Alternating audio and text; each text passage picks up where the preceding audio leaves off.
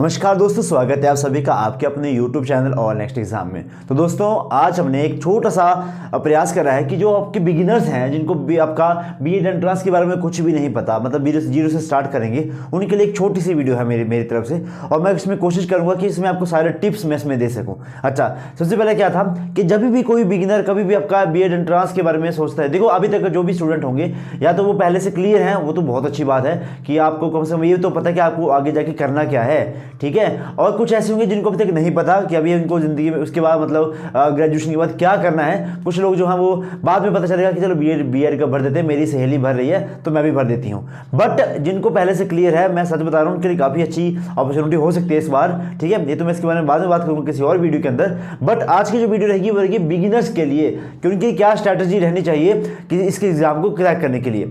अब मैं ऐसा क्यों बता रहा हूँ, है ना, क्वेश्चन आएगा आपके मन में कि आपको कैसे पता है। मैंने खुद क्लियर करके रखा हुआ है तो मैं आपको बता सकता हूँ उसके बारे में कि क्या क्या आपको करना चाहिए। अच्छा, बात यह है कि इसके बारे में सबसे पहले जब भी आप किसी भी टेस्ट को एग्जाम को आप क्रैक करेंगे, कोई भी आपको टेस्ट की तैयारी कर रहे हो, सबसे पहले आपको उसका सिलेबस पता होना चाहिए। ये तो बेसिक सी बात है, सबको पता है कि सिलेबस आपका पता होना चाहिए। अच्छा, अब मैंने देखा कि how to crack BEd entrance test 2024 के अंदर, ये चाहे एचपीयू का हो चाहे एसपीयू का हो। मे भी इस बार एचपीयू अलग अलग कंडक्ट करवाएं और मे भी ऐसा भी हो सकता है कि दोबारा से एचपीयू ही करवाएं, क्योंकि अभी तक बीएड का जो आपका एजुकेशन का जो वहाँ पे स्टाफ है वो भी नहीं है, मतलब ब्रांच ही नहीं है एचपीयू की। आपका सरदार पटेल यूनिवर्सिटी के अंदर खुद की ब्रांच ही नहीं है अभी तक, एजुकेशन डिपार्टमेंट ही नहीं है। अच्छा, सबसे पहले किसी टेस्ट को तैयारी करने के लिए आपको क्या चाहिए, आपको सिलेबस के बारे में पता होना चाहिए कि क्या उसका सिलेबस है। और सिलेबस मैंने आपको इसकी एक वीडियो बना चुका हूँ मैं, बीएड एंट्रेंस करके आपको प्लेलिस्ट में मिल जाएगी। और इसके बारे में मैंने काफ़ी डिटेल में बताया, बहुत ज़्यादा सिलेबस है, मतलब इसमें 12-13 सब्जेक्ट बन जाते हैं और बहुत सारे ही इंपॉर्टेंट है। कुछ तो ऐसे हैं जहाँ से लगभग आपका 50% सिलेबस उन्हीं से आएगा, 2-3 आपके सब्जेक्ट है वहीं से आपका पेपर बनता है, तो उनको आप स्किप नहीं कर सकते, ठीक है। आपको पता है कि लास्ट ईयर भी लगभग 123 हाईएस्ट मार्क्स गेन करते हैं। 150 नंबर का पेपर होता है, उसमें से 123 नंबर क्रैक करते हैं। ये भी हमारे स्टूडेंट थे सचिन जी, इनका रैंक 1 था। लास्ट ईयर हमने काफ़ी अच्छा रैंक प्रोड्यूस करे थे।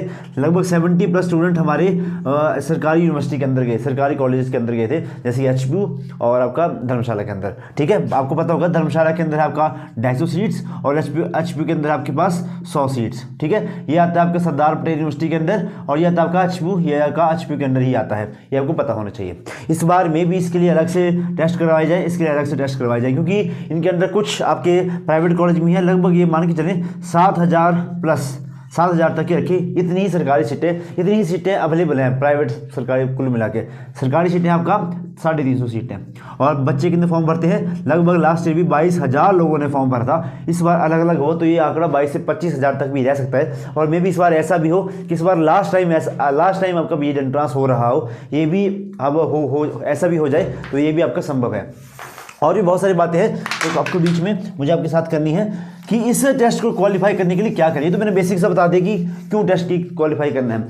सिर्फ सरकारी सीटों के लिए ही मारामारी नहीं, प्राइवेट के लिए भी मारामारी है। मेरे खुद के बहुत सारे स्टूडेंट हैं लास्ट ईयर की जिनको मतलब प्राइवेट कॉलेज से उनको प्राइवेट कॉलेज मिला था, क्योंकि सबको सरकारी कॉलेज मिलना असंभव है। और कुछ तो ऐसे थे जिन्होंने इस बार हमारे बैच ज्वाइन करें कि सर हमने लास्ट ईयर सिर्फ आपसे देखा था, पर हमने सोचा कि खुद से कर लेंगे, पर नहीं हुआ। हमें हमारा जो क्वालिफाइंग नंबर है 53 नंबर बोलते हैं क्वालिफाइंग के लिए, उतने भी नंबर हमारे पास नहीं आए। तो भाई तैयारी करना तभी जरूरी है। सिलेबस आपको बता चुका मैं सिलेबस आपको क्या क्या है। उसके बाद प्रीवियस ईयर पेपर, अब यहाँ पे सबसे बड़ा मुद्दा है, मैं आपको बता दूं, एनालाइज करके देखना कभी भी हर 2 साल के अंदर एचपीयू क्या करता था, क्योंकि एचपीयू इसका पेपर कंडक्ट करवाता था, तो हर 2 साल के अंदर एचपीयू ना उसका पैटर्न बदलता था। तो जो लास्ट ईयर जो पैटर्न आया था वो बिल्कुल डिफरेंट था as compared to previous year. तो मैं आपको यही सलाह दूंगा कि आपने कमीशन कमेटीज और टीचिंग एप्टीट्यूड के बारे में अगर पढ़ना हो तो आप प्रीवियस ईयर थोड़ा बहुत देख सकते हैं, लेकिन बाकी के लिए प्रीवियस ईयर देखना ना के बराबर, ठीक है। क्योंकि बस हाँ देखना है तो देख लो 2021, 22 और 23 का देख लो, इससे पुराना जाने की जरूरत नहीं है। 2021 और 22 के अंदर सेम पेपर आया था। 2023 में बिल्कुल ही इन्होंने पैटर्न चेंज कर दिया और 2024 के अंदर भी यही पैटर्न आपका बनेगा। मतलब हर 2-2 साल के बाद ये पैटर्न चेंज कर रहे हैं, ऐसा मैंने एनालाइज किया था लास्ट ईयर में, ठीक है। तो मैं ही आपको सलाह दूंगा कि आप भी कुछ इस तरह की अपनी स्ट्रेटजी प्रिपेयर करें। अच्छा, अब बात आई जब सिलेबस भी हो गया, प्रीवियस ईयर पेपर भी देख लिए, उसके बाद करनी है आपको प्रेपरेशन। और प्रेपरेशन आपको पता है कि आपको 0 to हीरो लेवल तक की करनी पड़ेगी। उसके लिए हमारा 15 फ़रवरी से बैच चल रहा है, 15 फेब से हमारा बैच चलेगा, पेड बैच रहेगा।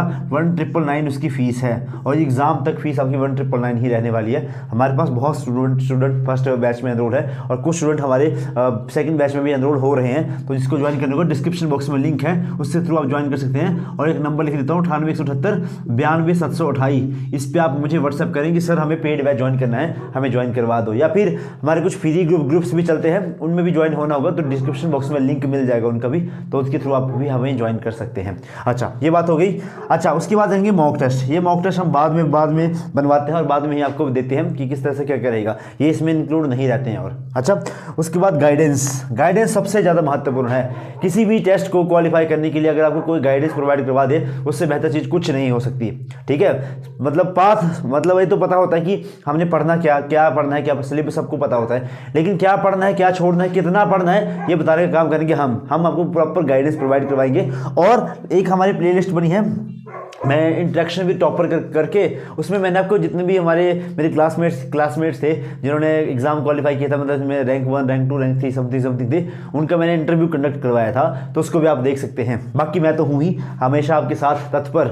और मैं आपको एक बात मतलब बहुत अच्छा लगता है, जो पिछले साल के मेरे स्टूडेंट थे ना, आज भी मुझे मैसेज करते हैं कि सर ये वाले असाइनमेंट में इसमें क्या बनाऊँ, इस वाले पेपर का ये वाला क्वेश्चन किस तरह से सॉल्व करूँ, है ना, मुझे पेपर भरने में ये दिक्कत आ रही है, अब मैं क्या करूँ। मतलब बहुत अच्छा लगता है और वो आज भी इतने कनेक्टेड और बहुत रिस्पेक्ट करते हैं, बहुत ज़्यादा रिस्पेक्ट। ठीक है, तो मतलब आपको कोई ना कोई आपका भाई बहन, बड़ा भाई बहन या कोई ना कोई बता ही देगा कि हमने ऑल नेक्स्ट एग्जाम से पढ़ा था, काली सर से पढ़ा था, मतलब कोई ना कोई आपको बता ही देगा। या फिर आप किसी से पूछना जिन्होंने HP में हुआ होगा या फिर कहीं जिनको तैयारी करी होगी कहीं से, तो वो ज़रूर बताएंगे कि हमने ऑल नेक्स्ट एग्जाम से पढ़ा था। लास्ट ईयर बहुत सारे बच्चे थे हमारे पास, तो जिन्होंने मतलब काफ़ी अच्छा रिस्पॉन्स था। स्टार्ट ही किया था हमने जस्ट पिछले साल, मतलब ऑर्गेनाइज वे में। ऐसे तो 4 साल से मैं लगभग तैयारी करवा रहा हूँ, लेकिन ऑर्गेनाइज वे में पिछले साल से स्टार्ट करता हूँ। इस साल सेकंड ईयर है ऑर्गेनाइज वेव के अंदर, तो तैयारी करनी होगी। तो मुझे नहीं लगता कि मतलब मैं आपको बहुत अच्छे से गाइडेंस प्रोवाइड करवा सकता हूँ, क्योंकि मुझे थोड़ा सा एक्सपीरियंस भी है इस टेस्ट का, तो वही है। ठीक है, अच्छा गाइडेंस बहुत ज़रूरी है, तो उसके लिए हम बैठे हैं आपके लिए। बाकी किसी भी तरह का कोई भी आपका रहेगा, एक स्ट्रैटेजी बनाओ और खुद को पुश करो। मुझे पता है कि अभी आपके ग्रेजुएशन के एग्जाम चल रहे होंगे, कुछ लोगों का प्रैक्टिकल चल रहे होंगे, कुछ लोगों का फाइनल ईयर होगा, फाइनल सेमेस्टर होगा ना, एग्जाम प्रेशर होगा, लेकिन खुद को पुश करना पड़ेगा। मतलब थोड़ा अगर आज से थोड़ा पढ़ना स्टार्ट करेंगे तो लास्ट में बर्डन नहीं पड़ेगा। ये बैच पिछले साल मेरे 9 बैच चले थे, अब ये मेरा बैच 2 चल रहा है, चलेगा अभी बैच 2 चलेगा। ठीक है, तो जो लास्ट में बैच आते हैं उसमें थोड़ा सा इस तरह से आते हैं कि जब उनको स्टार्टिंग में ऐसा लगता है कि हाँ हम खुद से कर लेंगे, लेकिन बाद में जब नहीं होता तो आते हैं कि सर अब हमें ज्वाइन करवा दो। और उस टाइम के मानो मतलब लास्ट में आप मानोगे नहीं, जो लास्ट टाइम मैंने 9th बैच स्टार्ट किया था, उस टाइम तो पेपर को स्टार्ट होने के लिए सिर्फ 15 दिन बचे थे और उसमें लगभग 30+ स्टूडेंट उसमें एनरोल हो गए थे। और मैं खुद सोच रहा था कि यार ये कैसे पढ़ेंगे, पर वो बोलते कि सर हमें दे दो हम पढ़ लेंगे, और सबसे ज़्यादा रिजल्ट भी उन्हें नहीं निकाले थे। ठीक है, बट ये ऐसा क्या था, क्योंकि उन्होंने पहले किसी और टेस्ट की तैयारी कर रहे थे वो, पर ये था कि प्रॉपर गाइडेंस नहीं मिल पा रहे थे, तो उन्होंने हमारा बैच ज्वाइन करा, तो काफ़ी अच्छे से उन्होंने अपना मतलब रिजल्ट दिए। 2-3 बच्चे थे जो कि HP में पहुंचे थे और 3-4 थे जो कि धर्मशाला में पहुंचे थे।